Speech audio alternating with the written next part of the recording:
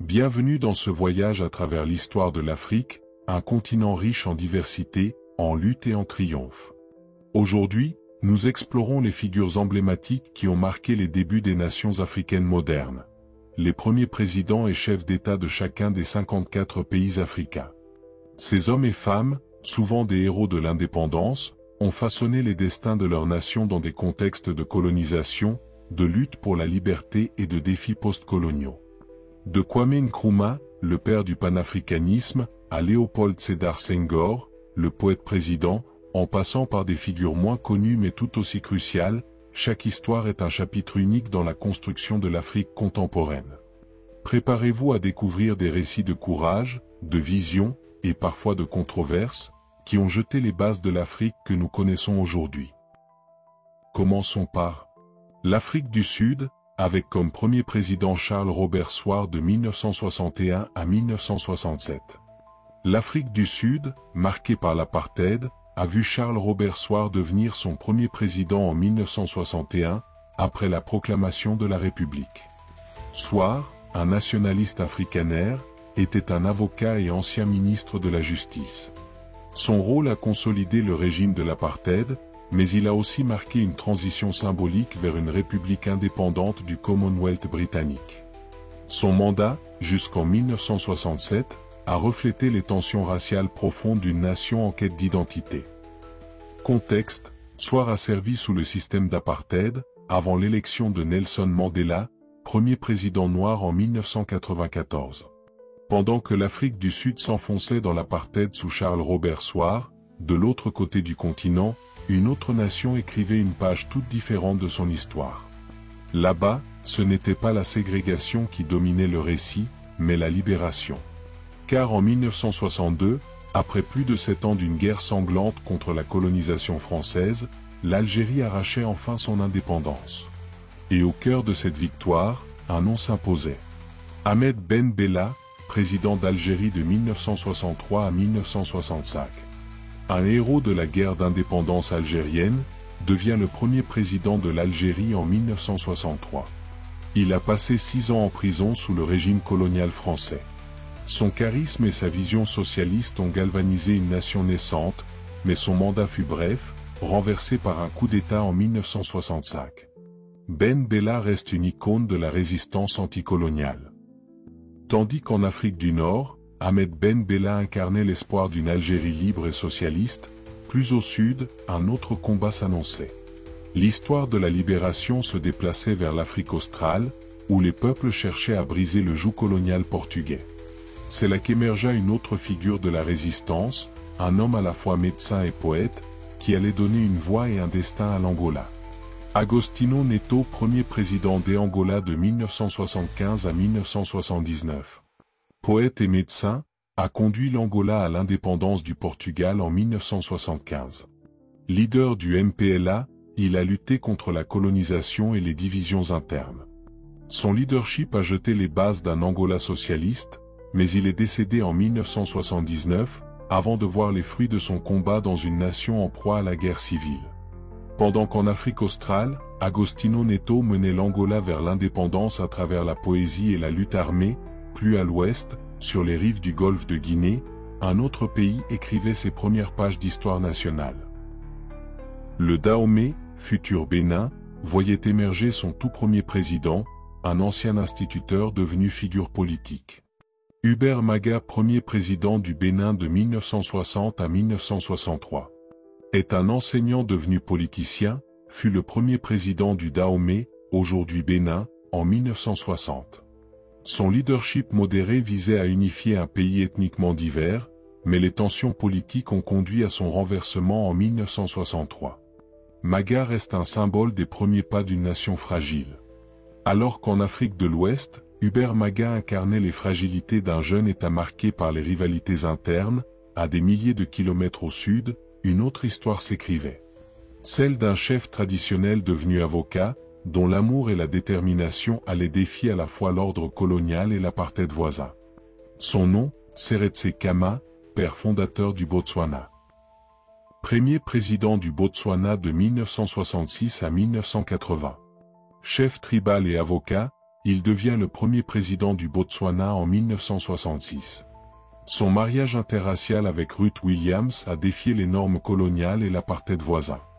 Sous son leadership, le Botswana est passé d'un pays pauvre à une économie stable, grâce à la gestion prudente des ressources diamantifères. Son exil forcé par les Britanniques a galvanisé le soutien populaire. Passons à présent au Burkina Faso avec un premier président Maurice Yaméogo de 1960 à 1966. Il est surnommé le Napoléon de Haute-Volta, fut le premier président du Burkina Faso en 1960. Fervent nationaliste, il a cherché à moderniser son pays, mais son style autoritaire et les crises économiques ont conduit à son renversement en 1966. Son héritage reste celui d'un pionnier controversé. Le Napoléon de Haute-Volta symbolisait les espoirs et les contradictions des premières années d'indépendance, avant d'être balayé par le mécontentement populaire. Plus à l'est, dans la région des Grands Lacs, l'histoire prenait une autre tournure. Là, ce n'était pas un président élu mais un roi qui incarnait le jeune État.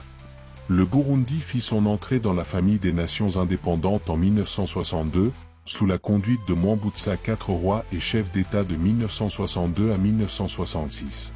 Il fut le premier chef d'État à l'indépendance en 1962.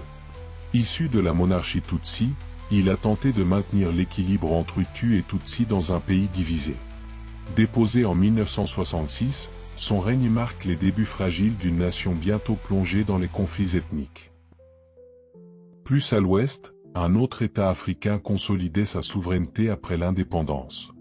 Le Cameroun, jeune nation née en 1960, voyait émerger un leader qui allait marquer durablement son histoire politique. Amadou Ahidjo, premier président du Cameroun de 1960 à 1982. Un ancien opérateur radio, devient le premier président du Cameroun. Soutenu par la France, il a unifié le Cameroun francophone et anglophone, mais son régime autoritaire a étouffé l'opposition. Il a cédé le pouvoir à Paul Biya en 1982, laissant un pays stable mais sous contrôle.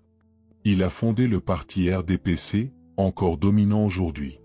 Après plus de 2 décennies de pouvoir, Amadou Ahidjo laisse derrière lui un Cameroun unifié mais marqué par l'autorité centralisée et la stabilité politique.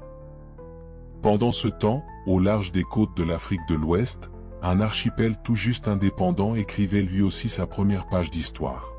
C'est sur les îles du Cap-Vert que Aristide Pereira allait guider sa nation vers la jeunesse de l'indépendance. Premier président de 1975 à 1991. Leader du PEG, conduit le Cap-Vert à l'indépendance du Portugal en 1975. Son régime socialiste a stabilisé l'archipel, mais les défis économiques ont marqué son long mandat. Pereira est célébré pour avoir posé les bases d'une démocratie stable, en renforçant les liens avec ses voisins. David Dacko, président de la République centrafricaine de 1960 à 1966. Un enseignant, devient le premier président de la République centrafricaine en 1960. Proche de la France, il a lutté pour stabiliser un pays pauvre et divisé. Renversé par Jean Bedel Bokassa en 1966, son mandat reflète les défis d'une nation naissante. David Dacko s'efforçait de poser les fondations fragiles de la République centrafricaine. L'histoire de la décolonisation se poursuivait bien plus à l'est, dans l'océan Indien.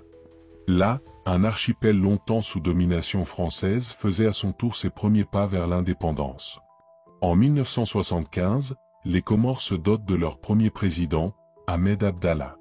Un homme d'affaires, devient le premier président des Comores en 1975.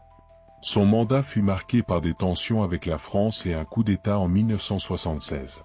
Revenu au pouvoir plus tard, il reste une figure clé des débuts tumultueux des Comores. Aux Comores, Ahmed Abdallah ouvrait une page d'indépendance marquée par les coups d'État et les rivalités avec l'ancienne puissance coloniale. Pendant ce temps, sur le continent, au bord du fleuve Congo, un autre pays jeune affrontait ses propres tourments. À Brazzaville, c'est un ancien prêtre devenu politicien flamboyant qui prit les rênes en 1960. Son style flamboyant et ses liens avec la France ont divisé le pays. Renversé en 1963 lors des Trois Glorieuses, Youlou reste une figure controversée de l'indépendance. De l'autre côté du fleuve Congo, une nation beaucoup plus vaste affrontait ses propres turbulences. La République démocratique du Congo voyait émerger son premier président, Joseph Kasavubu, président de 1960 à 1965. Leader de l'ABACO, devient le premier président de la RDC en 1960. Son mandat fut marqué par la crise congolaise et l'assassinat de Patrice Lumumba. Déposé par Mobutu en 1965, Kasavubu incarne les espoirs et les tragédies d'une indépendance chaotique. Plus à l'ouest, un autre destin s'écrivait. En Côte d'Ivoire, un homme politique charismatique allait incarner la stabilité et la longévité présidentielle sur plus de 3 décennies. Félix Houphouët-Boigny, surnommé le sage de l'Afrique, devient le premier président de la Côte d'Ivoire en 1960. Un médecin et planteur, il a transformé son pays en un hub économique grâce au miracle ivoirien. Son long règne, jusqu'en 1993, a marqué une ère de stabilité, mais aussi d'autoritarisme. Son nom Boigny signifie le bélier qui reflète sa ténacité. Alors qu'en Afrique de l'Ouest, Félix Houphouët-Boigny incarnait la stabilité et le fameux miracle ivoirien, à l'extrême est du continent, une autre nation naissait à la fin des années 1970. Sur la corne de l'Afrique, Djibouti venait d'accéder à l'indépendance en 1977 et se dotait de son tout premier président, Hassan Gould Abtidon, figure marquante de son unité nationale. Hassan Gould, un diplomate, devient le premier président de Djibouti en 1977. Il a négocié l'indépendance avec la France tout en maintenant l'unité dans un pays stratégiquement situé. Son long règne a posé les bases d'une nation stable mais autoritaire.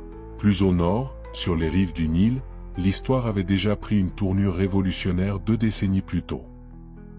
En 1953, l'Égypte inaugurait sa république avec son tout premier président, Mohamed Naguib, figure clé du renversement de la monarchie. Mohamed Naguib, un général, devient le premier président de l'Égypte républicaine en 1953, après la révolution qui renverse la monarchie. Évincé par Nasser en 1954, Naguib reste un symbole des premiers pas de l'Égypte moderne vers l'autonomie. Après la révolution en Égypte, Mohamed Naguib ouvrait la voie à l'ère républicaine, avant d'être rapidement écarté par Nasser. Plus au sud, au bord de la mer Rouge, une autre lutte, bien plus longue, se déroulait, celle de l'Érythrée pour son indépendance face à l'Éthiopie. En 1993, après 3 décennies de guerre, le pays se libère et confie sa destinée à son premier président, Isaias Afwerki. Leader du Front de libération de l'Érythrée, devient le premier président en 1993 après une guerre de 30 ans contre l'Éthiopie. Héros de l'indépendance, son régime autoritaire a divisé, mais son rôle dans la création de l'Érythrée reste incontesté.